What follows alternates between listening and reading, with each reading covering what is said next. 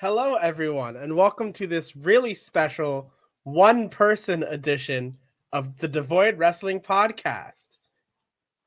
Hit the theme music. Me, Devoid Wrestling Podcast. Devoid Wrestling Podcast. Devoid Wrestling Podcast. Cast it up, Micah and Derrick. Well, get ready for something you will have never wanted to know. You sadly saw it coming, but I guess you should know. Devoid Wrestling Podcast. So recently on twitter.com/Devoid Podcast and on the specifically Devoid website, I issued an open challenge for my amazing, beautifully crafted Devoid Predictions Championship for WrestleMania Backlash, since Micah, of course, is no longer a part of the Devoid Wrestling Podcast, and I needed some fresh competition. So thankfully, we had two people who came in and submitted their open challenge predictions for WrestleMania Backlash. Those two people were, of course, the magnificent Matt from the Good Cop, Bad Cop Wrestling Podcast, and our very own commissioner of the Devoid Entertainment League, Ben May. Now, I will be going through in just a minute the results from WrestleMania Backlash, as well as noting what everyone predicted and showing the points as such. But first, we have a very special Micah update in case you Micah fans want to know what that little rascal's been doing. Kicked out of my own channel. I need some advice. I know exactly who to call. Brett and Beaumont. Oh my God, it's me, Micah. From specifically Devoid. How are you guys? Hello. Hey, we are okay. We've had a week. We've had 2 weeks. We've had a month. We've had a lifetime, man. Yeah, man. Yeah. We're okay, but I think starting to turn around a little bit for us. Yeah, man. I mean, I don't know if you know, but I've had a fallout with Derrick and the Devoid brand, and I know that you guys have had your own fallouts with Turner and Vince, and I was just wondering if there's any advice you could give me to help me, because I'm really struggling only having the game show as an outlet.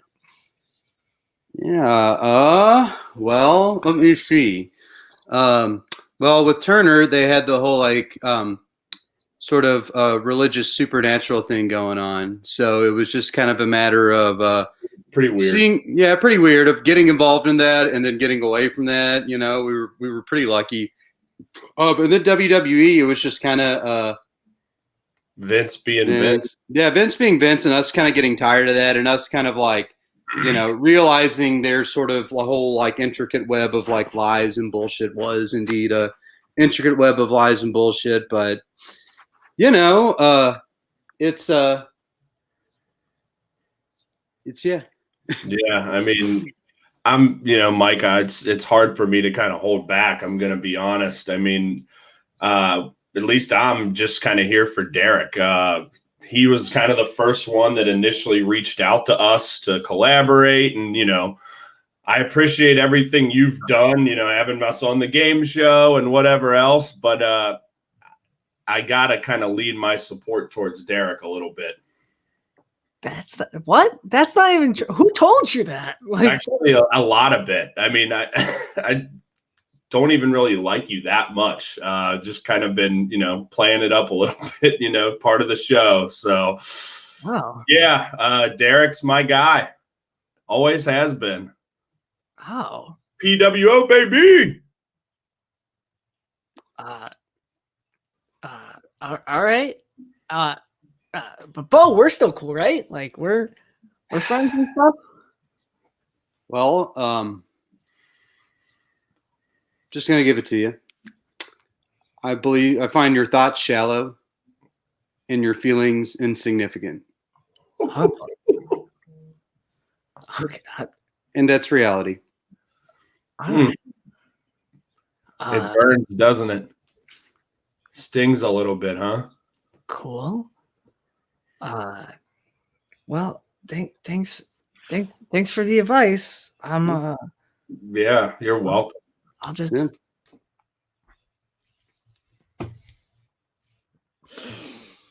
That was helpful. All right, and we're back. So I'm going to start with the main show, which means, unfortunately, I will not talk much about Sheamus issuing an open challenge and defeating Ricochet, because there's not much to talk about. That is a thing that happened. Most certainly. So we each started off with 0 points. The first match of the night was the triple threat for the Raw Women's Championship, pitting Rhea Ripley against Asuka and Charlotte. For reviews for predictions, I predicted Rhea Ripley would win this match. Matt also predicted Rhea Ripley would win this match, and Ben predicted that Charlotte Flair would win this match. Now, I'll have to be honest, I missed the first half of this show and then woke up late for work, so I haven't been able to watch it.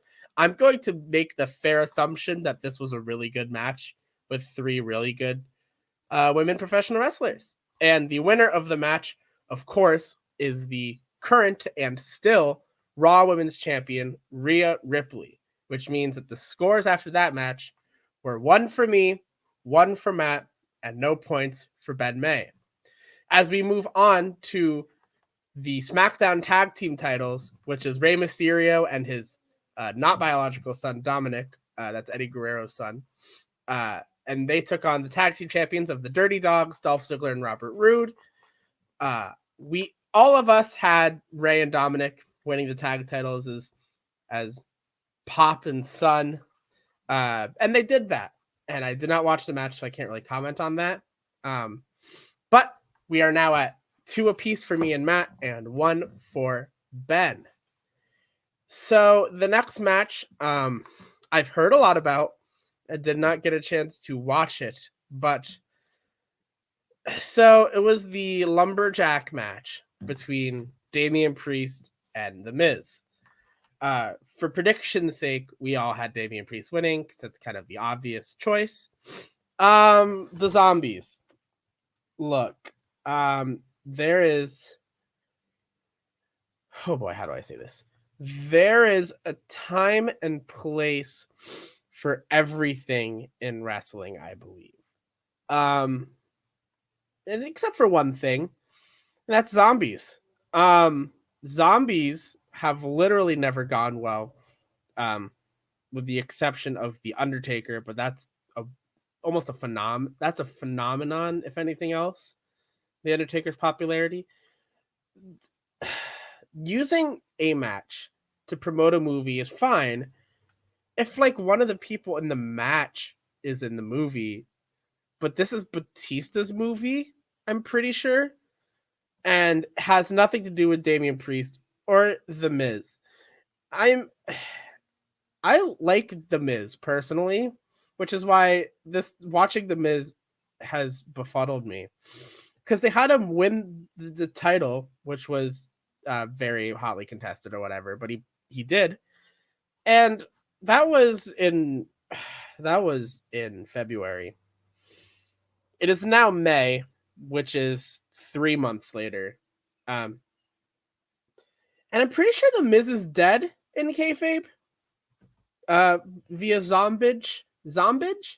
Is that the word for it? I don't know what else to say about this match, partially because I didn't watch it, but partially because it's just so dumb in the worst way. I like dumb things in a good way. This was nowhere close to that. If I was giving stars to these matches, even though I haven't seen it, I'd give this -3 stars because that is stupid and ridiculous. Anyway, say what you will about the lumberjack match. That match certainly happened. Up next, one of my favorite matches of the night, the SmackDown Women's Champion Bianca Belair versus Bayley. I did catch this match. Bayley is one of the best heels in the business, in my opinion, right now. Bayley in this match is incredible. Bianca always showing that she deserves to be the champion. She deserved the Rumble win. She deserved the main event of WrestleMania. And it's just a very good face versus heel match. Bayley is really good at making you think that she's going to win, even if the result seems almost already written in stone before the pay-per-view began. To prove that, I will say the results and predictions now. Me, Matt, and Ben all predicted that Bianca Belair would win, and she did. So, but yeah, just an incredible match. Great wrestling. A bit of a botched ending, but I always try to look past it. I know it can be difficult to look past bad endings. AEW Revolution. But I thought the match was incredible. Really two of the top of their class of wrestlers in the world right now, Bianca and Bayley. And that is that. A nice 16-minute match. Very good length. I think all the matches that deserve to get length on this show got length, which is a really good thing, especially when we talk about the main event in a little bit. The next match, I missed one. Sorry. There you go. 4-4-3. The next match is the triple threat for the WWE Championship between Bobby Lashley with MVP and between him and Braun Strowman and Drew McIntyre. There is nothing I love more than big, meaty men slapping their meat and just large men fighting, especially when large men do things that large men probably shouldn't be able to do. And there was a lot of that this match. I mean, there was flips from Strowman. There was stuff from Lashley, Drew. I think the highlight of this match for me was Braun. I mean, Braun Strowman is sort of someone who is definitely someone that casual fans can grow to love really easily. But for sort of less casual fans like myself, Braun's someone where you're like, okay, Braun's fun, but he can't really wrestle, so throw him to the side. Braun proved me wrong. I thought Braun Strowman was just a fun act who is a big guy. Braun Strowman can tussle. He can go around in the ring, and he proved it this past week at WrestleMania Backlash. And he proved it. Did not win, though. That still came to Bobby Lashley. Now, for predictions, Matt predicted Lashley. Ben predicted Lashley. I predicted Drew, which leaves Matt ahead at 5 points and me and Ben behind at 4 points apiece. And now the main event. The main event was amazing. Roman Reigns defeated Cesaro. And before I talk about the main event, because I do want to talk about it a little more, the results, the final results of the predictions, we all had Roman for this match, which means that your winner and the new... Yes, I have to do it. And the new Devoid Predictions Championship is the one, the only, the magnificent Matt from the Good Cop, Bad Cop Wrestling podcast. I'd send this to you. I would send this to you if you did not live in the UK. I'm broke, so I can't pay for international shipping. And by the time this would get to you, it'd be double or nothing, or way past that. So, congratulations. I will keep this on a shelf. I'll write your name on it. I'll send you a picture. You can frame the picture and everything. This is wonderful. But for now, this does not belong to me anymore. So I should not hold it over my shoulder anymore. Do not take this as a sign of disrespect towards your championship, Matt. Anyways, so the main event, Roman Reigns versus Cesaro. First off, longest match in the show, 27 minutes and 35 seconds.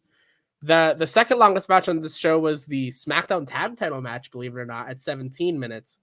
What a match to get half an hour. I mean, as if we didn't already know, but Cesaro once again proving that he's a main event player, probably the best wrestler WWE has, technically speaking, now that Daniel Bryan's gone-ish. And Roman man, WWE has had a huge problem with Roman Reigns in the past several years. And the fact that the fans almost the entire time recognized that the answer was turn Roman heel, Roman will be a great heel. And it didn't take for like SummerSlam last year for WWE to actually turn him heel. Man, what a mistake they were making. This guy is money. I mean, if WWE didn't already see him as the top guy in their company, as the Hulk Hogan of their company before, they're really seeing it now with the head of the table. I was the most surprised at no Jimmy at all in this match. Jimmy Uso I thought was a surefire thing. I thought Jimmy might have even like cost Roman the match, but I'm curious to see what they do with Jimmy because he's not completely on Roman's side yet. And I think Jimmy needs to have his like moment in the sun, whether it's like a match at Hell in a Cell or just like you let Jimmy have a prominent singles run for a little bit. Because Jey Uso has established himself. Jey won the Andre the Giant Memorial Battle Royal. He's been main event Jey Uso in the main event since post SummerSlam last year. I think Jimmy needs his time to shine. I mean, both of the Usos are great as a tag team, and Jey proved that an Uso is great as a singles person too. And it would be really unfair to Jimmy if he didn't get his shot. So whatever Jimmy's going to do in the future, I hope it's good. But there was no Jimmy in this match. There was no Jey until after this match either. Roman Reigns has hardly been defending his title without interference in this title reign. And it's kind of surprising almost when you see a Roman match nowadays where there is an interference. But it's nice because it still establishes Roman as someone that you don't mess with, that you don't get on the wrong side of, that you make sure he's happy, make sure he stays happy, make sure, you don't want to be on the wrong side of Roman. And this match established it. It's Cesaro too. I mean, in kayfabe, Cesaro has just proven himself to be able to go 30 minutes with the head of the table. There are moments where he almost made Roman tap. His arm was hurt for most of the match, whether that was in kayfabe or to set up the post-match assault. But like working with that injury and working it throughout the match, Cesaro even like, oh my God, I can gush about this match all day. Cesaro selling that arm and then doing offense in a way that he doesn't have to use that arm. That's the kind of little details that I notice that I really like in a wrestling match. Oh my God. Yes, but I could talk about this match all day, but I do need to go over post-match. That's when Jey Uso came out like a rabid dog almost. I say that because he was like, let me get him. I want to. He was like chomping at the bit to beat up Cesaro. And then Roman was like, all right, go beat him up. And then Jey did. And then Seth Rollins came out and destroyed Cesaro. And Seth stood tall at the end of this pay-per-view, which I like because Seth Rollins, it adds more people to the SmackDown main event scene, which is good because it's hard when it really feels like it is only Roman at times. So keeping Seth in there is good. If they're planning on going for the Roman and Seth match at SummerSlam, I'm interested in how they get Seth to be a face by that point in the feud. Because if you look at it, it's May now. SummerSlam is in August. So you have a couple months to do a Seth Rollins face turn, which is all good. But some of that has to be devoted to the build to SummerSlam. And some of that has to be to finish off this feud with Cesaro, which does not leave that much time for a good enough heel turn, in my opinion, to where the match at SummerSlam will feel like the most important and the biggest match. Hopefully Roman will hold on to his title then. Honestly, if Cesaro wasn't going to be the one to beat Roman, I legitimately don't know who is, and I can't see him losing it until next WrestleMania, possibly even. I could see them using Roman also to sort of edge out Punk's long title reign and be like, oh, Roman Reigns held it for 500 days, blah, blah, blah. You know what I mean? So that was WrestleMania Backlash. Hopefully by the time the next Devoid Wrestling podcast comes around, I will have watched the zombie match, and I'll have more to say about the zombie match. No, please don't make me watch the zombie match. But this was a short edition of the Devoid Wrestling podcast. Thank you for coming. I have been Derrick. That's where the money lies. I will see you next time. Goodbye.